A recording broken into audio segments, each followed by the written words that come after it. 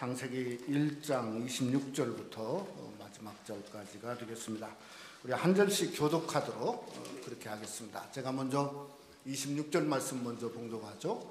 하나님이 이르시되 우리의 형상을 따라 우리의 모양대로 우리가 사람을 만들고 그들로 바다의 물고기와 하늘의 새와 가축과 온 땅과 땅에 기는 모든 것을 다스리게 하자 하시고, 하나님이 자기 형상 곧 하나님의 형상대로 사람을 창조하시되 남자와 여자를 창조하시고, 하나님이 그들에게 복을 주시며 하나님이 그들에게 이르시되 생육하고 번성하여 땅에 충만하라, 땅을 정복하라, 바다의 물고기와 하늘의 새와 땅에 움직이는 모든 생물을 다스리라 하시냐. 하나님이 이르시되 내가 온 지면에 심에 있는 모든 채소와 씨가지 열매 맺는 모든 나무를 너희에게 주노니 너희의 먹을거리가 되리라. 또 땅의 모든 짐승과 하늘의 모든 새와 생명이 있어 땅에 기는 모든 것에게 내가 모든 푸른 풀을 먹을거리로 주노라 하시니 그대로 되니라. 하나님이 지으신 그 모든 것을 보시니 보시기에 심히 좋았더라. 저녁이 되고 아침이 되니 이는 여섯째 날이니라. 아멘. 인간이 누구인가 하는 질문에 대한 대답만큼 어려운 게 없을 것 같습니다. 우리가 잘 알듯이 우리 인간은 미묘하고 오묘하고 또 신묘막측한 존재가 바로 인간이다 생각이 들어집니다. 평생 인간을 연구했던 염세주의자인 쇼펜하우어가 인간 존재를 고민하다가 길을 걸으면서 사람들과 부딪히고 또 부딪히는데 어느 사람이 이렇게 부딪힌 가운데 도대체 당신 누구요? 이렇게 앞도 안 보고 돌아다니냐고 그랬다는 겁니다. 그랬더니 쇼펜하우어가 하는 말이 나도 제발 내가 누군지 알았으면 좋겠다. 이렇게 중얼거리고 또 걸어가더랍니다. 이 쇼펜하우어가 남긴 말이 있습니다. 무슨 말이냐면 인생은 고통이며 이 세계는 최악입니다. 이렇게 남겼다고 그럽니다. 아니 평생을 인간을 연구한 사람이 이렇게 어린아이만 또 못한 결론을 냈을까? 참 어떻게 보면 피상적인 결론이라고 생각할 수 있죠. 그래서 인류학자들은 고민하다가 인간 존재에 대한 학명을 만들었어요. 그 학명이 호모라는 말이죠. 호모 사피엔스, 생각하는 존재죠. 호모 일렉투스, 사람은 서서 걸어다니는 존재. 하여튼 수백 가지의 이 학명이 계속되어져 있습니다. 근데 요즘에 와서는 이게 또 좀 바꿔지는데요. 우리 인간을 호밀 모빌리쿠스 이렇게 부릅니다. 휴대폰이 모빌폰이라고 그러죠. 그러니까 전화하는 인간이다. 또 사이버 호모 사이버네티쿠스라고 하는 말도 요즘 사용합니다. 이게 뭔가 하면 인터넷, 소위 인터넷 공간을 하는 존재가 인간이라는 겁니다. 팬데믹 이후에는 이게 또 바꿔줬어요. 어떻게 바꿔줬냐면 여러분 금방 아실 겁니다. 호모 마스쿠스. 다 오시는 거 보니까 알겠네요. 마스크 쓰는 존재가 바로 인간이다. 그래서 호모 마스쿠스라. 이게 학명으로 나와 있어요.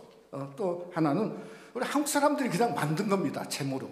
뭐냐면 호모 집쿠스. 집에 콕 박혀서 있는 호모 집쿠스 인간이라고 하는 거죠. 이 인간 존재를 정의하기가 한마디로 끝이 없는 거죠. 그러나 다 거달끼고 본질은 아니라고 하는 거죠. 여러분 인간이 누구인가 하는 답은 사실은 창세기 1장밖에 없습니다. 거기에 특별히 인간 창조가 오늘 본문이지 않습니까?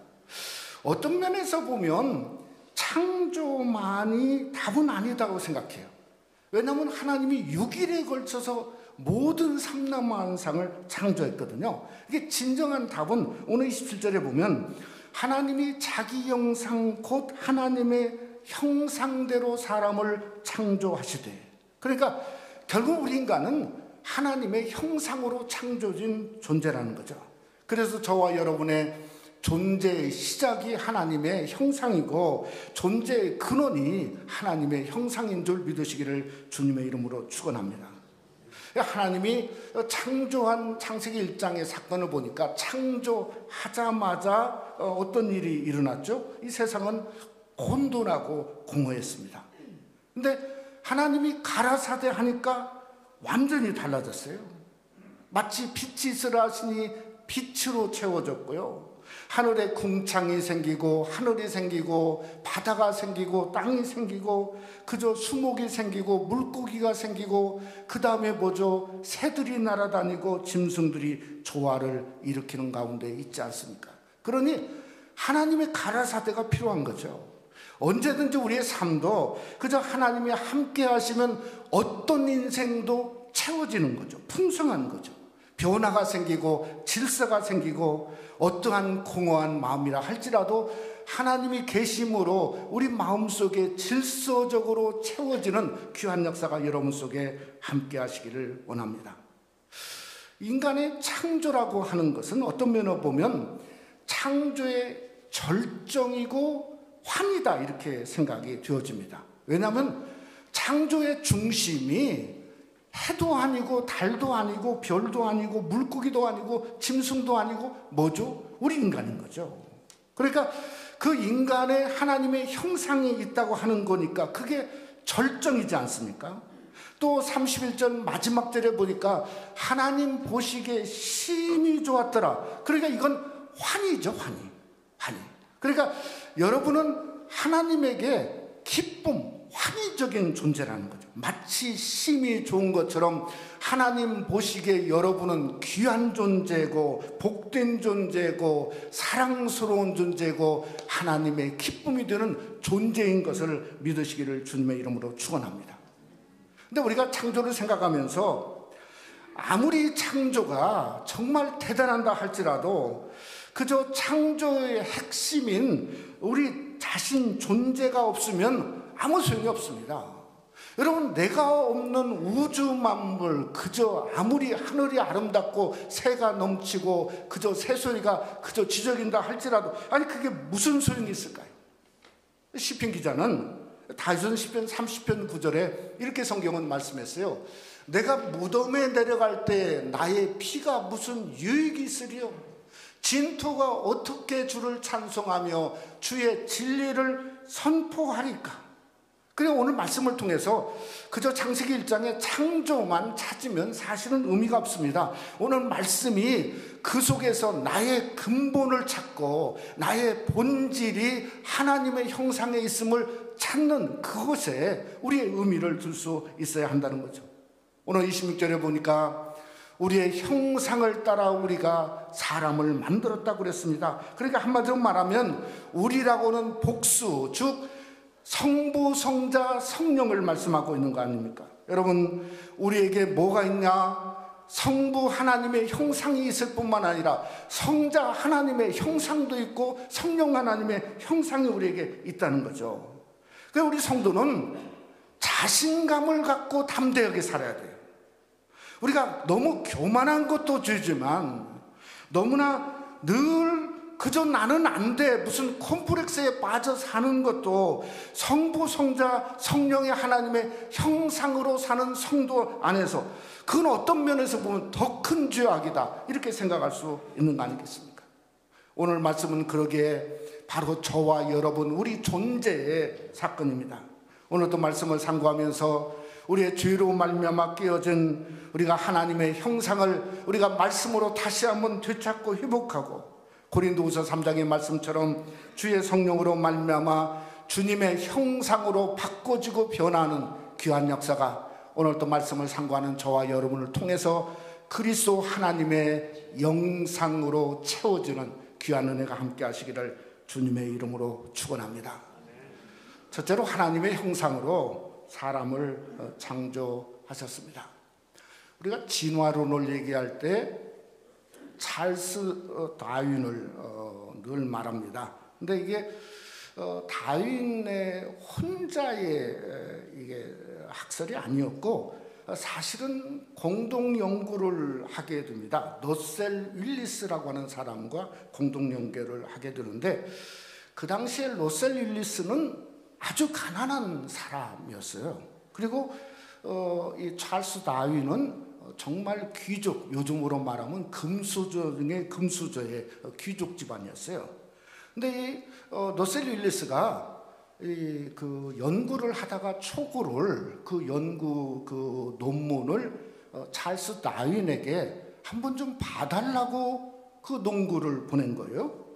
그랬더니 다윈이 그걸 요즘으로 말하면 논문 표절을 한 거죠. 자기 것처럼 발표를 했어요. 자기 것처럼. 그런데도 가만히 있었던 것 같아요. 근데 두 사람이 나중에 갈라섰습니다.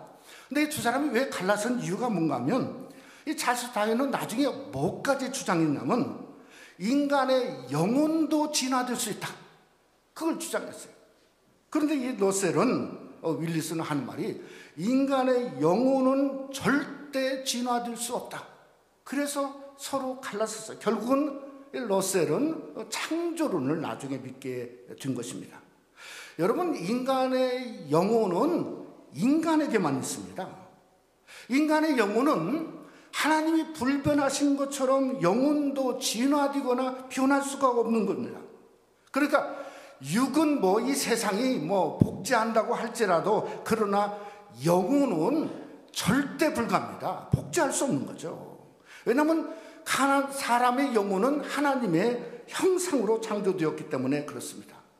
여러분, 성경에 보면, 특별히 시편에 보면 우리의 영혼은 어떤 존재가 되어야 되는가를 말하고 있죠. 우리가 찬양 것처럼 오늘 찬양이 너무 좋았지 않습니까? 그저 우리의 영혼이 주를 찬양하고, 우리의 영혼이 주님만을 자랑하고, 우리의 영혼이 주님만을 즐거워하고, 우리의 영혼이 마치 시편 40편 말씀처럼 사슴이 시냇물을 찾고 갈망하듯이 우리 영혼이 주님만을 갈망하고, 시편 61편의 말씀처럼 나의 영혼이 잠잠히 하나님만 바라며 나의 구원이 그에게서 오는도다.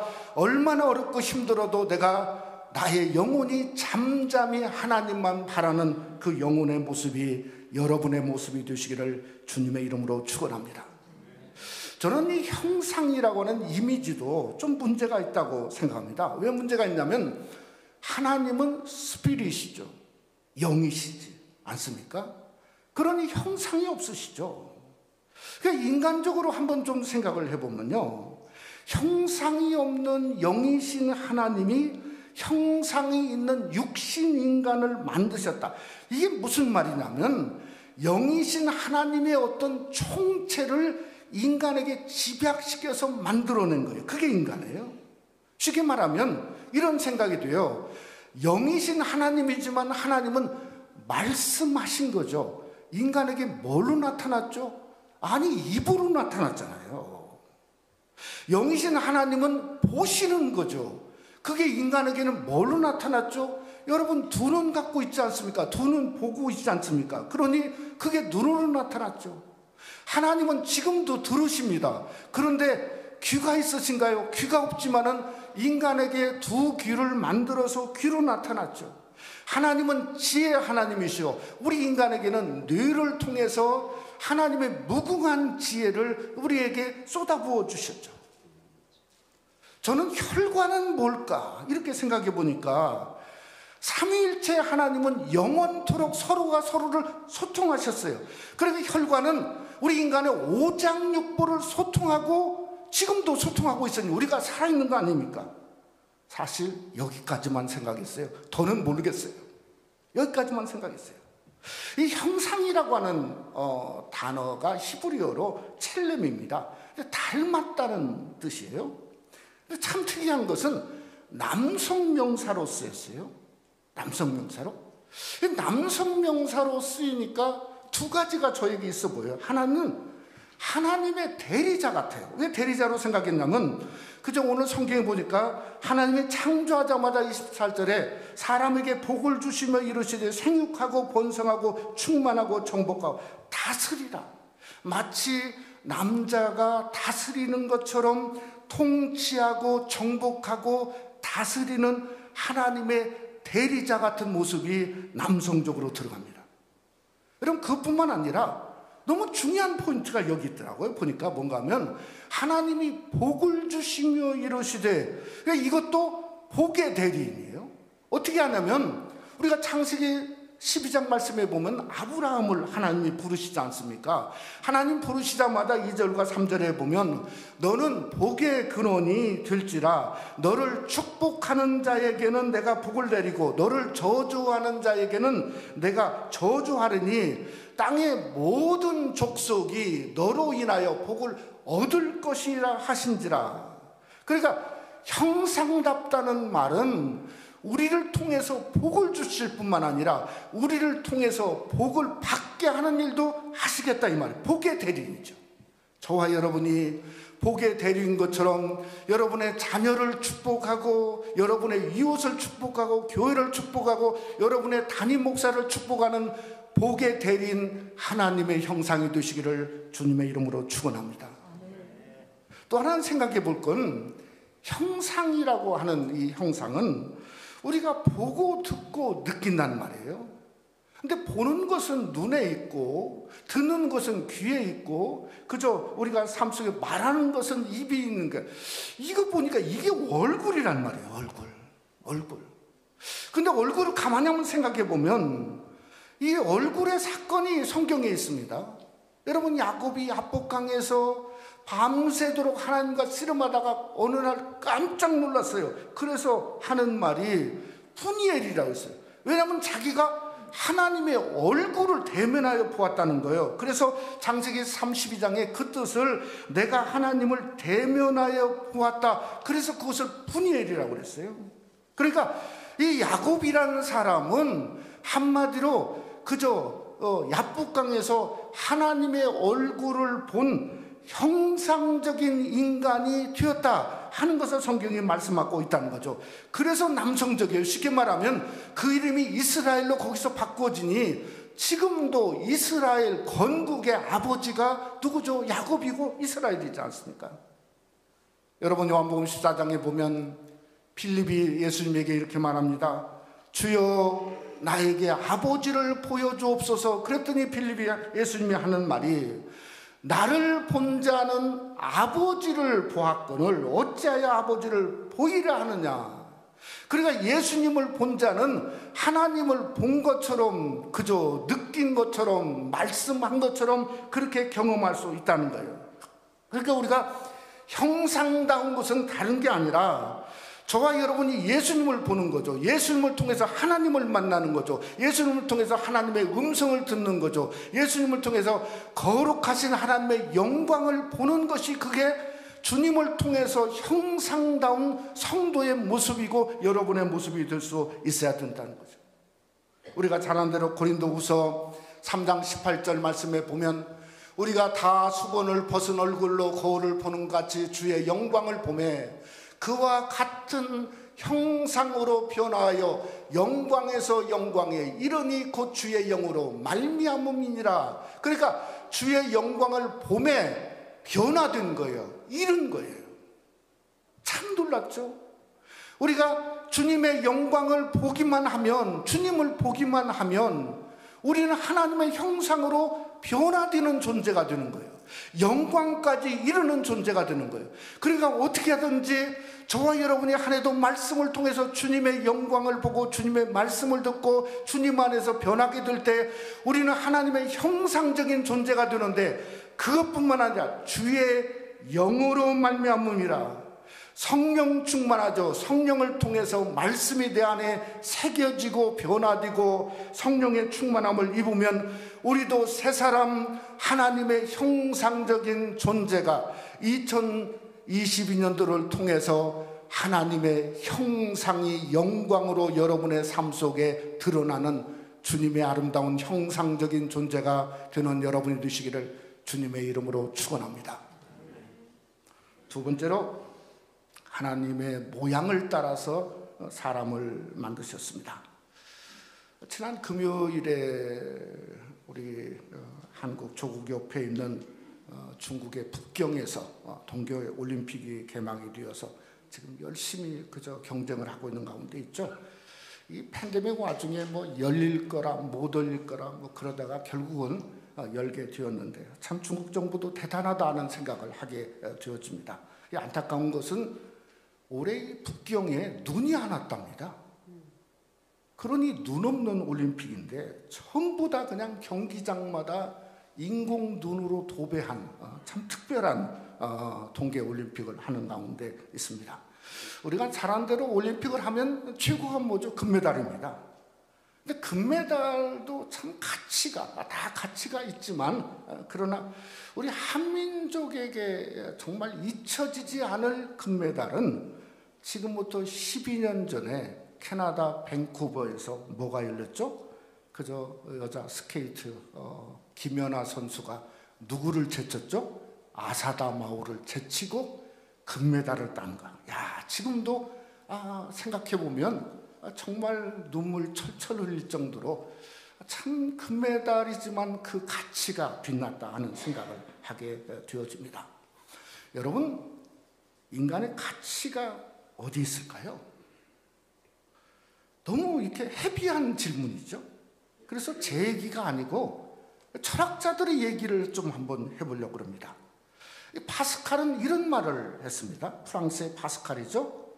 인간은 신과 동물의 중간 존재다. 이런 말을 했어요.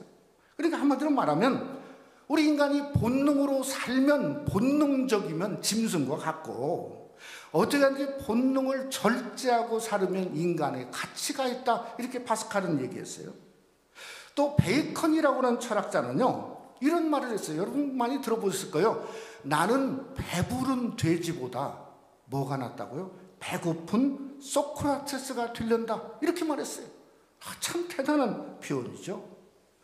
독일의 실존주의를 선구했던 칼 야스퍼스라고 하는 유명한 철학자는 이런 말을 했어요. 인간의 진정한 모습은 아무리 봐도 하나님의 형상에 있다. 결국은 최고의 답이라 생각하고 하나님의 형상이 최고의 가치라는 걸 칼 야스퍼스가 이야기를 했습니다. 오늘 여기 성경에 보면 우리 하나님이 인간을 창조하실 때 26절에 보면 우리의 형상을 따라 우리의 모양대로 우리가 사람을 만들고, 근데 이게 참 문제가 좀 되어집니다. 왜냐하면 형상과 모양을 합쳐야 되는가 나누어야 되는가, 이 개역개정은 나누지 않습니까? 근데 왜 문제가 되어지냐면 이게 보통 형상 그러면 이미지죠. 이미지는 내적인 속성을 이야기하고 모양이라고 하는 라이크니스, 이 모양은 뭔가 하면 겉모습을 이야기하는데 실제로 언어적으로 보면 형상은 닮는다는 뜻이고요, 모양은 같다는 뜻이에요. 그리고 어떻게 나눌 길이 없어요. 그래서 아예 공동번역은 합쳐버렸어요. 뭐라 했냐면 우리의 모양을 닮은 사람을 만들고 합쳐버렸어요. 근데 다른 성경은 합치지를 않았어요. 저는 문제는 합칠 수가 없다고 생각해요. 왜 합칠 수가 없냐면요, 형상은 남성 명사예요. 아까도 얘기했지만. 근데 모양은 남성이 아니라 여성 명사예요. 아무리 이 시대가 유니섹스고 뭐 그저 트랜스젠더가 나온다 할지라도, 아니 남자와 여자를 구별해야지 남성 명사와 여성 명사는 다른 거 아닙니까? 그러니까 분리하는 게 맞다는 거예요. 여러분, 분리하자마자 처음에 들어오는 게 우리의 형상대로 우리의 모양대로 우리가 사람을 만들고, 이 우리가 뭘로 보냐면 마치 모양이 여성 명사니까 여성적으로 생각해요. 왜냐하면 삼위일체잖아요. 여러분, 남자만 3명이 있으면 그저 뭐 할 얘기가 별로 없을 것 같아요. 그냥 요즘에 뭐 만나면 맨 셀룰라폰만 보고 있는데, 그런데 여자분이 3명 만나면 어떻게 되죠? 완전히 그냥 그냥 대단히 시끄럽고 그냥 웃고 난리죠. 똑같습니다. 삼위일체가 이런 모양이에요. 한마디로 뭘로 보이냐면 여성 명사로 보이면 펠로우십, 교제로 보여요. 교제로. 어떤 교제냐면 신앙의 중심적인 교제예요. 왜 중심적인 교제냐면 우리가 신앙의 중심을 뭐라고 얘기합니까? 사랑하라, 용서하라, 하나 되라, 감사하라. 이건 가르침이 아닙니다. 이건 뭐죠? 성부, 성자, 성령의 하나님의 교제에 그들의 삶이에요. 그들은 영원전부터 사랑했어요. 그들은 영원전부터 하나 됐어요. 그들은 영원전부터 서로가 서로를 향해서 감사했어요. 그러니 여성적이죠. 그래서 성경은 우리의 모양대로라고 성경은 여성적 명사를 사용했다고 하는 겁니다. 사랑하는 성도 여러분, 우리도 주님을 닮고 주님의 형상이 많으면 많을수록 서로 교제하고 서로 사랑하고 서로 용서하고 서로 하나 되고 서로 감사할 수 있는 주님의 모양을 닮은 성도가 되시기를 주님의 이름으로 축원합니다. 또 하나는 영이라는 생각이 들어요. 영, 성령이 아니라 내 영이에요. 내 영. 그러니까 내 영혼입니다. 여러분, 성도는 영이 강해야 돼요. 영이 살아나야 돼요. 영이 강해야 하나님과 소통할 수 있어요. 또 하나님의 음성을 들을 수가 있어요. 그것뿐만 아니라 장로님 기도하신 것처럼 우리가 영이 강해야 믿음이 담대하게 설 수 있어요. 그래서 영이 강하면 강할수록 얼마든지 우리는 육을 이길 수가 있습니다. 그러니까 신앙은 한마디로 말하면 내가 내 영이 하나님 안에서 얼마나 강한가, 많이 담대한가, 여기에 사실은 신앙의 중심이 달려있는 거죠. 근데 무엇으로 우리의 영이 강해지는가? 그게 성령입니다. 근데 성령의 이름이 있습니다. 보혜사입니다. 보혜사는 헬퍼입니다. 하나님이 여자를 창조하실 때 돕는 배필 헬퍼를 창조하셨어요. 그래서 모양은 여성적이다 생각할 수 있는 거예요. 여러분, 로마서 5장 5절 말씀에 보면 소망이 우리를 부끄럽게 하지 아니하면 우리에게 주신 성령으로 말미암아 하나님의 사랑이 우리 마음에 부은 바 됨이니. 성령은 그냥 존재하는 게 아니라 우리 마음 속에 폭포수처럼 쏟아 부어지는 거예요. 우리가 아무리 마음이 크다 할지라도 여러분, 세상, 이 엄청난 세상보다 더 큽니까? 성령은 세상을 채우고도 남는단 말이에요. 그러니 우리가 사랑하라 하는 것은 뭔가 성령의 충만함에 강압적인, 강권적인 사랑으로 사랑하는 거 아닙니까? 그러니까 성령이 부어지면 부어질수록 우리 영은 더 강해진다고 하는 거예요. 얼마든지 우리는 사랑하는 성도, 하나님과 소통하는 성도, 내 영이 강해지고 충만할 때 하늘의 권세를 누릴 뿐만 아니라 바로 그것이 형상적인 주님의 모양대로 사는 그러한 하나님의 형상적 존재가 여러분이 되시기를 주님의 이름으로 축원합니다. 말씀을 맺고자 합니다. 지난 월요일인데 한국은 화요일 날이 구정 명절이었죠. 그래서 제가 월요일 날 우리가 팬데믹 이후에 저희 가족이 아버지 우리 형제가 오남매인데 우리 오남매가 지난 2년 전부터 줌으로 이렇게 명절에 모이기를 시작을 했어요. 셋째는 인도네시아에 있고 뭐 서울에 있고 시골에 있고 뭐 전주에 있고 막 이런 식으로 미국에 있고 그래가지고 줌으로 모이는데 얼마나 좋은지 모르겠어요. 근데 이게 나이가 먹어서 그런지요. 형제 우리 사형제인데 다 비슷비슷해요. 네? 머리도 희끗희끗하고 다 비슷비슷해요. 저희 여동생이 이렇게 딱 줌에서 나왔는데 저희 어머니 젊었을 때하고 똑같아요. 어떻게 이렇게 코도 그렇게 닮았는지 모르겠어요. 네? 똑같아요. 저희 어머니가 87이신데 조그만해지셨어요. 네? 저희 어머니가 그런 분이 아닌데. 근데 셋째가 인도네시아에서 형님 미국에서 예배 인도하세요. 그래서 또 제가 예배 인도하고 또 설교하고 말씀 전하고 그랬더니 저희 어머니가 너무 좋으신 것 같아요. 너무 좋으신 것 같아요. 아니 얼마나 좋으시겠어요. 오남매가 다 모여서 예배하고 그저 함께 있으니 잠시라도 얼마나 좋으시겠어요. 여러분, 어머니가 왜 기쁘실까? 한영상이지 않습니까? 네? 자기가 낳은 아들, 딸 한 형상이지 않습니까? 성경을 이렇게도 볼 수 있겠다는 생각이 들어요. 어딘가 하면 요한복음 15장 9절 말씀에 보면 이렇게 말했어요. 공동번역에 아버지께서 나를 사랑하신 것처럼 나도 너희를 사랑해봤다. 그러니 너희는 언제나 내 사랑 안에 머물러 있어라. 이걸 형상적으로 보니까 너무 따뜻해요. 너무 따뜻해. 아버지가 아들을 품에 안고 사랑한 것처럼 따뜻하죠. 따뜻하죠. 그 아들이 우리를 품에 안은 것처럼, 자식이 혈육처럼 자식처럼 품에 안은 것처럼 하고 우리가 영원토록 그 안에 머물러 있으라는 거예요. 사랑하는 성도 여러분, 우리가 주님 안에서 형상이라고 하는 게 다른 게 없습니다. 하나님 안에서 모이는 이 자리, 이곳이 따뜻하고 아름답고 평안하지 않습니까? 그게 형상이죠. 하나님을 만나고 음성을 듣는데 내 마음이 이렇게 기쁠 수가 있을까? 그게 형상이죠.